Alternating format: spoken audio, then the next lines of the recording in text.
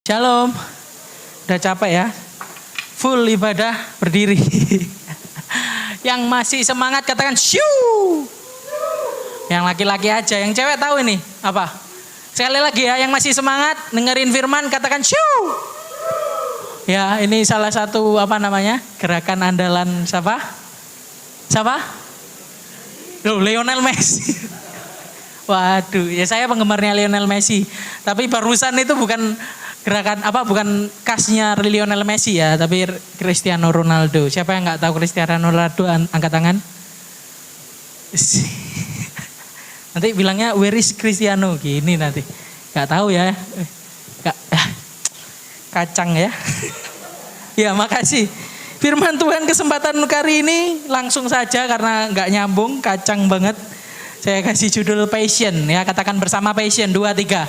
Passion ya. Satu kata yang sangat melekat juga dalam diri yang tadi kita sebutin Cristiano Ronaldo ya. Dengan satu gerakan shoo, satu suara ya. Biasanya kalau habis cetak gol gitu ya. Sebenarnya saya mau ajak, cuma biasanya yang cowok-cowok ini agak kaku-kaku. Saya ajak gerakannya gitu loh. 1 2 3 shoo gitu ya. Mau nggak ini yang cowok-cowok? Jaim-jaim semua ya, dilihat cewek-cewek. Ya udah nggak usah lah. Kita masuk aja dalam kebenaran firman Tuhan, passion. Kalau kita lihat seorang Ronaldo ini, bukan saya kental sekali dengan yang namanya passion, semangat juang. Kalau kita lihat dari permainan bolanya selalu meningkat, dia juara berulang kali, Ballon d'Or berulang kali, nggak tahu ya, penghargaannya banyak sekali yang cewek cuma sebagai informasi bahwa punya passion yang luar biasa dalam sepak bola, ya. Dengan begitu luar biasanya tenaga yang dicurahkan, latihan yang dicurahkan, tidak hanya itu, dia juga sangat berparas ganteng ya. Dan itu tidak hanya hadir ketika dia lahir. Dulunya giginya berantakan, tetapi sekarang jadi bagus sekali karena apa? Dia rawat baik-baik, punya passion di modeling juga. Rambutnya sebagai trend center selalu ya.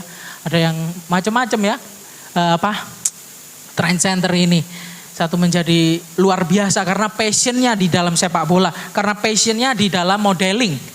Teman-teman, hari-hari ini banyak kita melihat passion menjadi satu hal yang kadang-kala passion saya apa menjadi pertanyaan buat kita anak-anak muda remaja.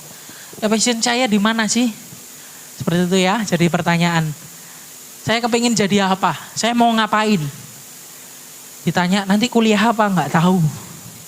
Nanti jangan sampai teman-teman nggak tahu inginnya apa, tujuannya apa. Dan nanti akhirnya cuma ikut-ikutan. Saya harap teman-teman cari secepatnya sebelum terlambat. Karena banyak teman-teman saya sendiri ketika kuliah kan tidak sesuai passionnya, tidak sesuai apa yang ia inginkan, dia berhenti di tengah jalan. Yang rugi siapa? Orang tua. Yang kasihan siapa? Orang tua. Sudah biayai dan lain sebagainya. Ya, tapi nggak masalah ketika teman-teman sungguh-sungguh dalam mencari satu jati diri teman-teman untuk berubah menjadi lebih baik. Jadi nggak masalah. Koko sendiri juga agak aneh ya. Sekolahnya, kuliahnya masak, ya kerjanya di hotel, kuliahnya juga pernah di ekonomi bisnis, jadinya pendeta ya. Nggak masuk di akal, tapi ya itulah rencana Tuhan dalam setiap kita. Ya, passion. Kita lihat seorang Ronaldo, seorang Messi, banyak ya tokoh-tokoh terkenal dalam atlet sepak bola. Mungkin kalau kita lihat di K-pop yang cewek-cewek ya, Blackpink yang lagi kemarin habis konser di Indonesia, atau Twice ini, atau yang sekarang lagi heboh ini New Jeans ya. Oh my God gini ya. Ketawa supaya tahu masih nyambung lah, meskipun tua-tua gini nyambung lah ngomong di remaja ya. Meskipun udah beristri ya, seperti itu. Ada passion di dalamnya. Mereka kejar benar-benar, padahal yang dikejar adalah satu hal yang bernilai fana teman-teman. Ya, satu hal yang ya berlalu. Kalau kita lihat mungkin zaman-zaman dulu masih ada girl band SNSD ya, Super Junior itu. Kalau yang ngangguk-ngangguk itu biasanya agak lebih tua ya.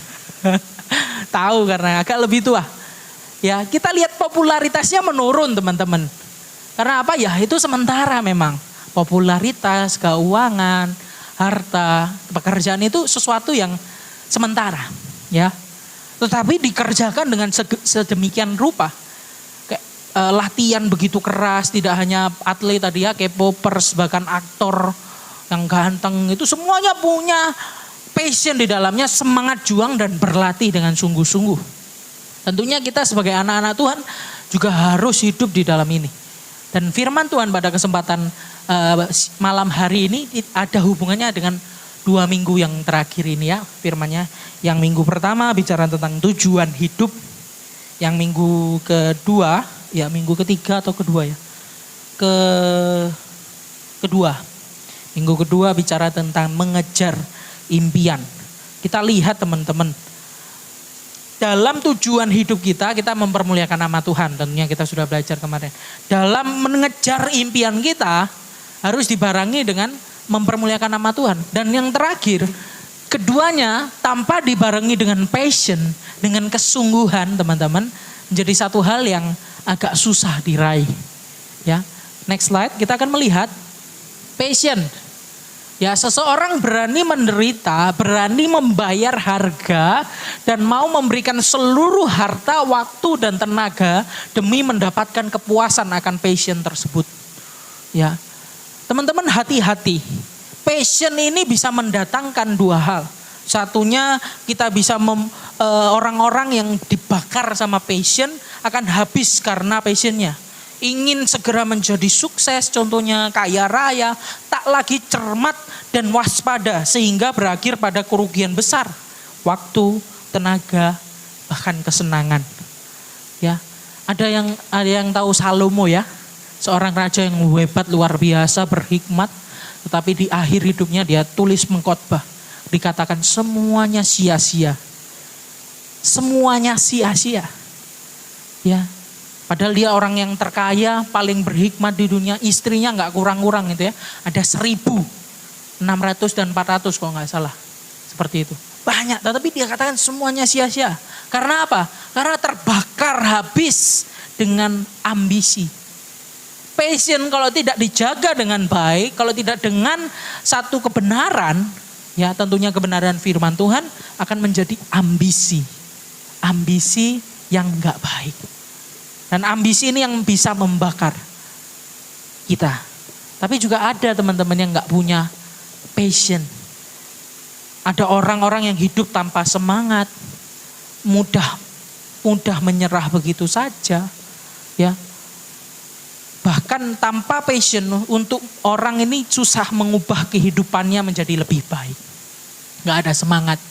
Sedikit-sedikit aku orangnya insecure. Aku ada mental health, sakit mental health seperti itu. Sedikit-sedikit tidak ada daya juang, ya, tidak ada passion di sini. Ini juga nggak baik teman-teman. Satu ekstrem bicara tentang terlalu bersemangat dengan ambisi yang akhirnya berujung kesalahan. Tapi satu sisi nggak punya semangat sehingga berujung pada kehancuran karena nggak ada perubahan, peningkatan menjadi pribadi yang lebih baik, ya. Sehingga sangat penting di sini untuk hidup memiliki passion, semangat, daya juang untuk membayar harga. Ingat teman-teman, bukan self pity tetapi self denial. Ya, katakan bersama saya, bukan self pity tapi self denial. 2, 3. Bukan self pity tetapi self denial. Apa maksudnya? Bukan mengasihani diri tetapi ya menyangkal diri. Kekristenan diajar tentang menyangkal diri, pikul salib, bukan mengasihani diri. Banyak dari kita mengatasnamakan self love, ya. Banyak sekali dikatakan self love, tetapi artinya sebenarnya bukan self love tapi self pity. Mengasihani diri. Sehingga enggak mau berkembang, terkungkung dalam satu hal yang aku nyaman di sini, enggak mau breakthrough, gak mau melangkah lebih maju. Di sini butuh passion. Ya, teman-teman, kiranya Roh Kudus memberikan passion tertentu, pribadi tidak ada yang terlambat. Mau umur berapa saja, mau kegagalan apa saja teman-teman, tidak membuat teman-teman terlambat untuk dapat passion ini. Dan saya yakin dan percaya teman-teman udah paham kemarin ya tentang tujuan hidup, tentang mengejar impian, bahwa semuanya harus ditujukan untuk kemuliaan hamba Tuhan. Baik sungguhan kita mau jualan, ya hari-hari ini kita lagi semangat-semangatnya jualan teman-teman, beberapa teman-teman yang jualan di depan, jualan takjil untuk kegiatan sosial yang kita akan berikan ke panti asuhan. Ya, semangat-semangat ini juga baik ya. Kita lihat kalau tidak punya semangat juga bahaya, tetapi yang terlalu bersemangat juga berbahaya. Semuanya untuk mempermuliakan nama Tuhan. Teman-teman mau jualan, teman-teman mau jadi karyawan di kantor, teman-teman mau buka toko, teman-teman mau just tip dan lain sebagainya. Banyak sekarang ya kerjaan, bahkan dalam kegiatan yang digital hari-hari ini banyak. Teman-teman mau jadi gamers mungkin, mau jadi influencer, mau jadi make up artist. Sekarang kerjaan begitu banyak. Teman-teman sesuaikan dengan passion saudara. Tapi saya tekankan sekali lagi, apapun yang teman-teman lakukan nanti, teman-teman jadi apa, ingat semuanya untuk kemuliaan Tuhan. Jangan sampai teman-teman semangat teman-teman melayani Tuhan itu berhenti di Ambulu. Keluar ke Surabaya, keluar ke Malang, keluar ke Jakarta, keluar ke luar negeri, nanti lupa sama Tuhan. Lupa dengan komunitas yang kita sudah bangun. Semangat yang kita bangun untuk mempermuliakan nama Tuhan. Karena apa? Terlalu nyaman di zona-zona yang membuat teman-teman hilang passion menyenangkan hati Tuhan ini. Dan ini harus dijaga teman-teman. Tanpa terkecuali siapapun dari kita, bahkan saya sendiri, kalau tidak membakar semangat untuk mempermuliakan nama Tuhan, menyalakan api untuk mempermuliakan nama Tuhan dimanapun berada, gampang sekali kita untuk padam. Gampang sekali kita tidak mempermuliakan nama Tuhan lagi dimanapun kita berada. Dengan berbagai macam alasan. Ya, tetapi kita hari ini melihat ya bahwa satu hal passion yang berlebihan, passion yang tidak sesuai dengan kebenaran Tuhan akan mendatangkan yang namanya ambisi. Dan ambisi ini yang perlu juga kita jaga. Ya, next slide. Apa tanda passion menjadi ambisi? Ya. Hati-hati di sini. Kita akan baca kebenaran firman Tuhan di dalam Markus 10 ayat 33 sampai 44 terlebih dahulu sebelum kita mulai dalam poin-poinnya. Markus pasal yang 10 ayat 33 sampai 44 kita baca bergantian. Saya ayat yang pertama, teman-teman kedua dan begitu seterusnya ya. Markus pasal yang ke-10 ayat 33 sampai 44 ya. Ayat yang ketiga. 33 sampai 44 betul. Saya bacakan buat kita ayat pertama, kedua, bergantian seterusnya. Katanya, sekarang kita pergi ke Yerusalem dan anak manusia akan diserahkan kepada imam-imam kepala dan ahli-ahli Taurat. Dan mereka akan menjatuhi dia hukuman mati dan mereka akan menyerahkan dia kepada bangsa-bangsa yang tidak mengenal Allah. Dan ia akan diolok-olokkan, diludahi, disesah dan dibunuh. Dan sesudah 3 hari ia akan bangkit. Perikop permintaan Yakobus dan Yohanes bukan memerintah melainkan melayani. Lalu Yakobus dan Yohanes anak-anak Zebedeus mendekati Yesus dan berkata kepadanya, "Guru, kami harap supaya engkau kiranya mengabulkan suatu permintaan kami." Jawabnya kepada mereka, "Apa yang kamu kehendaki aku perbuat bagimu?" Lalu kata mereka, "Perkenankanlah kami duduk dalam kemuliaanmu kelak, yang seorang lagi di sebelah kananmu dan yang seorang di sebelah kirimu." Tetapi kata Yesus kepada mereka, "Kamu tidak tahu apa yang kamu minta. Dapatkah kamu meminum cawan yang harus kuminum dan dibaptis dengan baptisan yang harus kuterima?" Jawab mereka, "Kami dapat." Yesus berkata kepada mereka, "Memang kamu akan meminum cawan yang harus kuminum dan akan dibaptis dengan baptisan yang harus kuterima. Tetapi hal duduk di sebelah kananku atau di sebelah kiriku, aku tidak berhak memberikannya. Itu akan memberikan kepada orang-orang bagi siapa itu telah disediakan." Mendengar itu ke-10 murid yang lain menjadi marah kepada Yakobus dan Yohanes.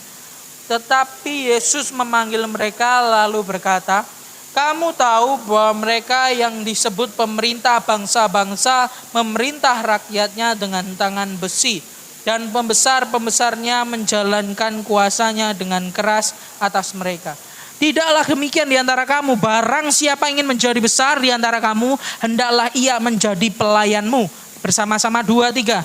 Dan barang siapa ingin menjadi yang terkemuka di antara kamu, hendaklah ia menjadi hamba untuk semuanya itu. Kita lihat di sini, murid-murid, ya ceritanya ini waktu Yesus di perjamuan sebelum dia mati, dia cerita kepada murid-murid ya. Sekarang kita akan pergi Yerusalem dan anak manusia, artinya Yesus sendiri akan diserahkan kepada imam-imam, kepada ahli Allah Taurat, dan mereka akan menjatuhi dia hukuman mati. Yesus akan dibunuh dan mereka akan menjatuhi dia hukuman mati, dan mereka akan menyerahkan dia kepada bangsa-bangsa yang tidak mengenal Allah. Dan ia akan diolok-olok, diludahi, disesah dan dibunuh, dan sesudah 3 hari ia bangkit. Tuhan ini lagi cerita kematiannya Tuhan. Ya, nih bentar lagi aku mati. Yang jadi lucu, Yohanes dan Yakobus minta kekuasaan. Karena dia tahu kalau Tuhan mati, dia bangkit, dia naik ke surga, ya duduk di sebelah kanan Allah, dia minta. Kalau nanti Tuhan sudah duduk di perkenanan Bapa, sudah tinggal di kemuliaan. Saya duduk di sebelah kanannya Yesus ya. Saya di sebelah kirinya, seperti itu ya. Kita lihat ambisi untuk menjadi penguasa, ambisi untuk menjadi punya kekuasaan, punya jabatan. Itu ada di diri rasul-rasul waktu itu, Yohanes dan Yakobus. Bahkan setelah itu murid-murid 10-nya juga marah. Loh aku ya mau, kasarannya kayak gitu ya teman-teman. Bayangkan, padahal Yesus lagi mau mati nih. Ya, kita lihat apa tanda passion itu menjadi ambisi. Yang pertama, next slide. Tidak peka kehendak ilahi. Ayat 35 sampai 37 dikatakan tadi, ya. Lalu Yakobus dan Yohanes anak Zebedeus mendekati Yesus dan berkata kepadanya, "Guru, kami harap supaya engkau kiranya mengabulkan satu permintaan kami. Apa yang kamu kehendaki?" Ayat yang 37, lalu kata mereka, "Perkenankanlah kami duduk dalam kemuliaan-Mu kelak, yang seorang lagi di sebelah kanan dan yang seorang di sebelah kiri." Teman-teman kita lihat, ya, bahwa mereka inilah tidak peka dengan kehendaknya Tuhan. Tuhan tidak hanya mengizinkan kita melayani supaya terima kemuliaan Tuhan. Tetapi bagaimana hati kita untuk benar-benar rindu melayani sama seperti Yesus melayani. Jangan sampai kita punya motivasi dalam melayani itu cuma tampil di mimbar, cuma kelihatan keren atau kelihatan aktif. Tetapi mau sungguh-sungguh melayani seperti Yesus melayani. Ya. Inilah ya orang yang sudah dibutakan oleh gelapnya passion diri, ambisi diri. Ia tidak lagi peka dengan kehendak ilahi. Teman-teman, dia gak peka lagi sama firman Tuhan. Gak peduli lagi sama apa yang menjadi kehendak Tuhan. Slide selanjutnya. Sehingga dikatakan Henry Blackaby ya, kesulitan kita bukanlah karena kita tidak mengetahui kehendak Tuhan. Ketidaknyamanan kita berasal dari kenyataan bahwa kita mengetahui kehendaknya tetapi kita tidak ingin melakukannya. Siapa yang gak tahu di sini kalau melayani Tuhan itu harus rendah hati? Siapa di sini yang gak tahu kalau melayani Tuhan itu harus sungguh-sungguh? Siapa yang di sini yang nggak tahu melayani Tuhan harus totalitas? Ya, bagaimana melayani Tuhan itu sangkal diri, pikul salib, nggak enak. Banyak orang sudah tahu, tetapi tidak mau melakukan. Ini yang sering jadi penghalang di hati kita. Bagaimana kita tidak menjadi orang yang ambisius, tetapi punya passion yang benar. Kita sungguh-sungguh dengan motivasi yang benar, bukan motivasi yang salah. Kita sungguh-sungguh untuk mempermuliakan nama Tuhan seperti Tuhan yang lakukan melayani kita terlebih dahulu. Ya, bagaimana passion yang sudah kita lakukan dalam belajar, kuliah, sekolah, bekerja? Sudah belum kita bertanggung jawab ya? Bulan depan kita akan bahas banyak hal tentang tanggung jawab, tentang totalitas, tentang konsisten. Bagaimana orang-orang Kristen itu jangan sampai kalah sama orang yang di luar. Kita boleh menyembah haleluya, haleluya. Kita boleh main musik puji Tuhan dan lain sebagainya. Ternyata di luar, di rumah, kita jadi orang yang lebih buruk sifatnya daripada orang-orang yang di luar. Jangan, gak jadi berkat itu namanya. Ya, bagaimana kita bisa jadi terang kalau ternyata kita hanya berselimutkan kerohanian. Paham maksud saya? Bukan jadi orang-orang yang kelihatannya rohani, tetapi ternyata di luar rohana seperti ya. Saya rindu kerohanian di gereja ini tidak hanya di gereja saja, tapi bawa keluar supaya nggak dikatakan orang cuaks gitu ya. Aduh garing lagi, sorry. Gak pinter ngelucu memang. Ya maaf kalau gak lucu teman-teman ya. Tapi ya itulah. Supaya kita gak benar-benar jadi orang-orang yang dilihat orang itu munafik. Saya juga belajar terus teman-teman. Susah. Ya. Jadi pribadi yang munafik. Wah saya ketika ingat zaman saya dulu sebelum bertobat. Wah benar-benar munafik jangan temenan wis. Ya. Tapi sekarang biarlah kita peka kehendak ilahi. Kita passion itu sungguh-sungguh untuk mempermuliakan Tuhan. Apapun yang teman-teman mau jadi. Ya, mau jadi dosen kayak mau jadi pekerja karyawan, buka toko, influencer dan lain sebagainya. Itu enggak peduli saya apapun, tapi yang penting mempermuliakan nama Tuhan. Amin. Ya, yang kedua, supaya kita enggak jadi orang yang ambisi tapi benar-benar punya passion yang sungguh-sungguh yang baik, tidak ciri-cirinya tidak memperhitungkan konsekuensi. Orang yang ambisius bukan benar-benar passion, dia itu nggak mempertimbangkan konsekuensi. Atau artinya mereka tidak menimbang-nimbang apa yang dia mau lakukan. Apa akibat dari apa yang saya mau lakukan. Di ayat 38 sampai 40, saya bacakan kembali buat kita semua. Tetapi kata Yesus kepada mereka, kamu tidak tahu apa yang kamu minta. Dapatkah kamu minum cawan yang harus kuminum dan dibaptis dengan baptisan yang harus kuterima? Jawab mereka, kami dapat. Yesus berkata kepada mereka, memang kamu akan meminum cawan yang harus kuminum dan akan dibaptis dengan baptisan yang harus kuterima. Tapi hal duduk di sebelah kananku atau di sebelah kiriku aku tidak berhak memberikannya. Itu akan diberikan pada orang-orang bagi siapa itu telah disediakan. Kita lihat, Yesus akan minum cawan adalah cawan kesengsaraan yang kita sudah sering lihat filmnya waktu hari Paskah ya. Ya dicambuk luar biasa. Filmnya itu tidak terlalu mengerikan. Aslinya itu lebih mengerikan. Bahkan di Yesaya dikatakan mukanya itu sampai tidak dikenal. Saking hancurnya mukanya. Karena disiksa begitu luar biasa. Murid-murid tanpa mempertimbangkan konsekuensi, dia mau-mau aja. Ya nanti aku mau minum cawan yang Tuhan juga minum. Padahal itu penderitaan yang luar biasa. Dan terjadi Yohanes dan Yakobus dan seluruh rasul-rasul juga minum cawan yang sama. Mereka disiksa luar biasa. Mereka mati dengan keadaan yang mengerikan. Ada yang digoreng, ada yang disalib terbalik, ada yang diasingkan di satu pulau Patmos. Ada yang dibunuh tetapi enggak sampai mati. Wah mengerikan. Ya mereka tidak mempertimbangkan konsekuensi apa. Asal ngomong aja pokoknya ambisinya tercapai. Aku duduk di sebelah kanan kiri Tuhan. Jadi teman-teman kalau mau jadi sesuatu dengan passion jangan sampai ambisi. Sehingga tidak memperhitungkan konsekuensi. Banyak orang kejar sesuatu dengan cara yang salah.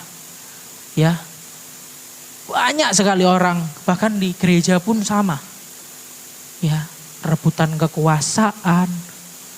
Kepingin jadi pemimpin di sini karena keuntungannya ini, hitung-hitungannya ada sampai jadi bisnis gereja.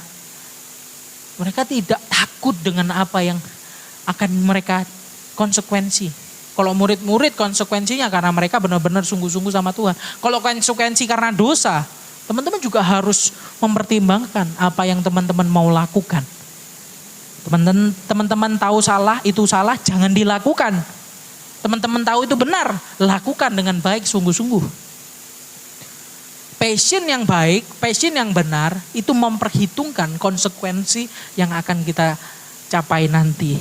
Kalau teman-teman malas belajar ya konsekuensinya nilainya jelek. Ya.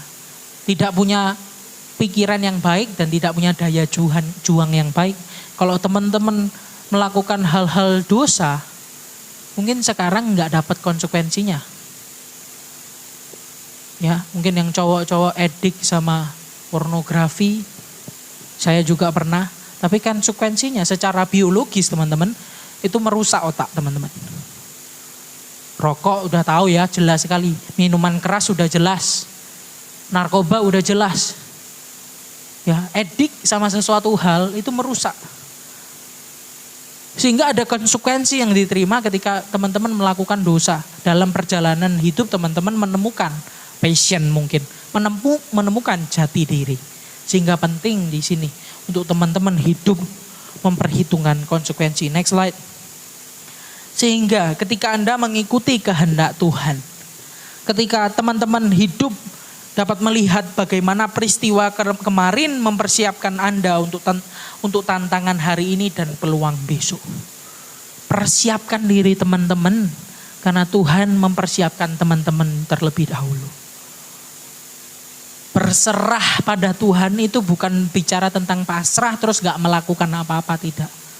Berserah sama Tuhan itu bicara tentang melakukan kehendak Tuhan dan melakukan yang terbaik yang teman-teman bisa. Persiapkan dari sekarang. Kalau nanti mau jadi apa, nanti mau keluar negeri, belajar sungguh-sungguh. Nanti mau buka toko, pelajari bagaimana membuka menjadi wira swasta yang baik. Kalau mau buka sesuatu, mau jadi apapun teman-teman, perjuangkan. Sehingga semuanya itu Tuhan nanti bantu dengan caranya dia. Tuhan kasih pertolongan sesuai dengan porsinya kita. Ya. Saya tanya, kalau kita mau jadi astronot tapi kalau nggak belajar sama sekali bisa? Nggak bisa. Mau sampai doa jungkir balik ya nggak bisa. Harus belajar sungguh-sungguh. Mau jadi ilmuwan, wah Koyan jadi ilmuwan ya. Sekarang S3 belum mari-mari sampai 2 tahun lagi, 3 tahun lagi baru selesai. Bisa dia kalau tanpa belajar? Nggak bisa. Ya. Berserah sama Tuhan itu bukan tentang hanya berdiam diri tidak melakukan apa-apa. Berserah sama Tuhan itu melakukan segala sesuatu mempermuliakan nama Tuhan.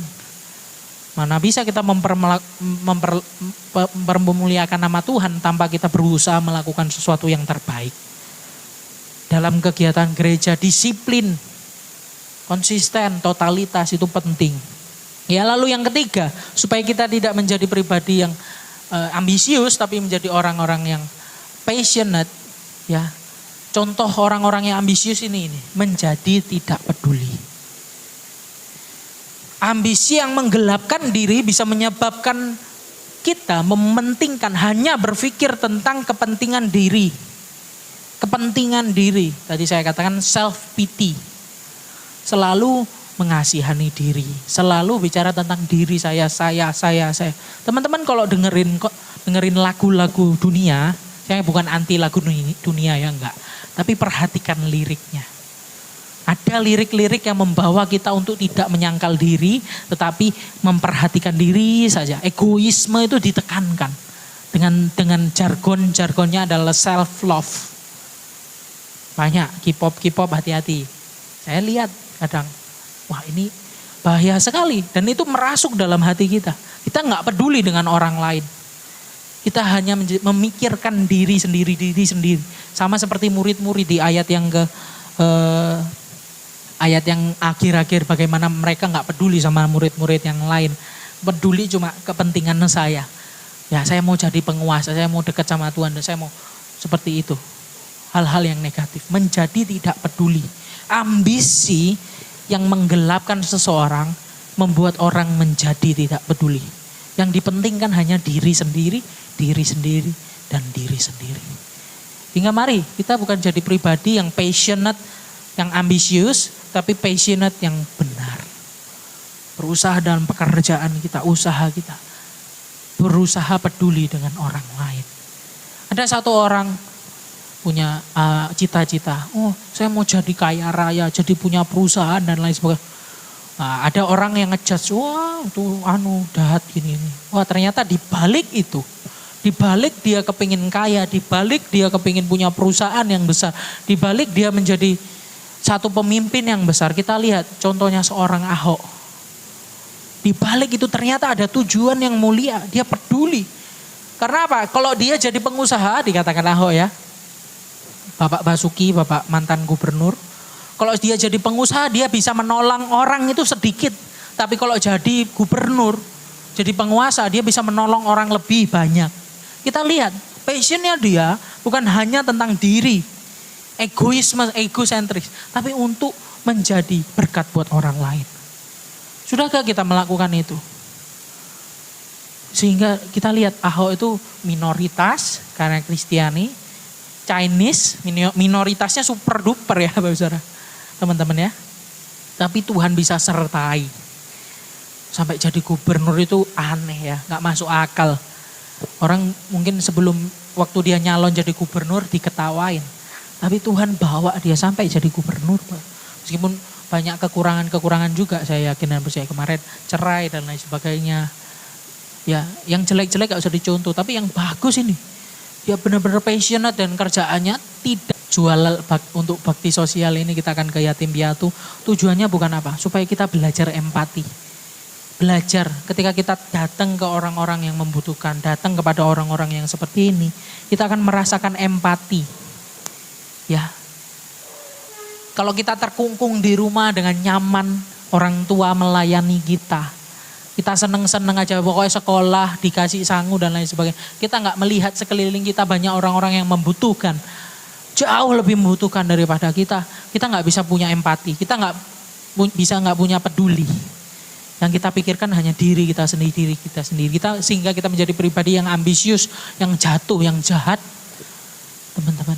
Sehingga mari, next slide, kita bangkit. Mengangkat orang lain. Ketika kamu mengasihi seseorang, kamu secara otomatis peduli padanya. Kamu tidak bisa mengasihi tanpa peduli. Moto kita ya di pengurus, loving God, loving people. Kita gak bisa mencintai Tuhan kalau gak mencintai sesama. Kita gak bisa mengasihi sesama kalau kita gak bisa peduli sama orang lain yang membutuhkan. Mari tingkatkan kepedulian kita. Ya, jangan cuma jadi anak-anak yang gampangan, kalau firman Tuhan katakan. Yang hanya ya menikmati hidup sekarang ya. Dengan media sosial yang meracuni hidup kita dengan hedonisme. Dengan loving yourself tapi dengan tanda petik yang salah. Dengan kegiatan-kegiatan yang hanya memuaskan diri. Ya, banyak anak-anak kecil saja.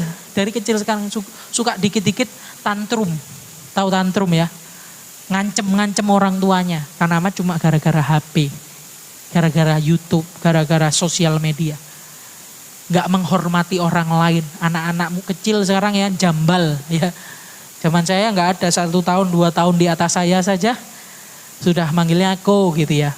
Sekarang kadang sangat-sangat tidak sopan gitu ya. Mari tetap junjung tinggi kesopanan yang baik di dalam di dalam sosial kita. Kita ini masih tinggal di Indonesia ya, bukan tinggal di luar negeri. Kalau di luar negeri ya biasa, santai gak apa-apa. Tapi di Indonesia masih menjunjung tinggi ramah tamah, kesopanan. Sehingga kita menjadi pribadi yang gak ambisius tapi yang benar-benar passionate di dalam Tuhan. Passionate yang benar. Dan nama Tuhan dipermuliakan. Ya, slide selanjutnya.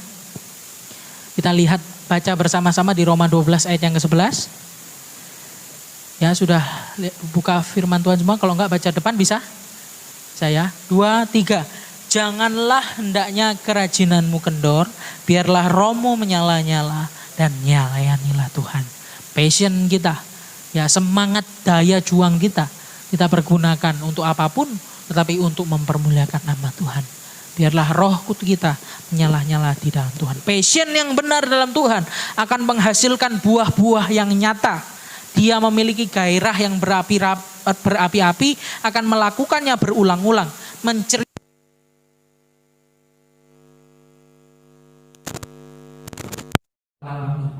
Teman-teman, bentar lagi di Juli tanggal 4-7 ada youth camp. Ya, GBD Jatim, Sejatim, bahkan ada orang luar pulau. Teman-teman saya sarankan ikut. Di situ teman-teman bisa diperbaharui, semangatnya diperbaharui karena banyak teman-teman yang baru. Bagaimana memuji Tuhan bersama-sama dengan sungguh-sungguh, banyak diberkati dengan firman Tuhan, diberkati dengan workshop untuk memperlengkapi teman-teman menjadi pribadi yang lebih baik, ya apapun passion teman-teman, dan teman-teman akan bergairah.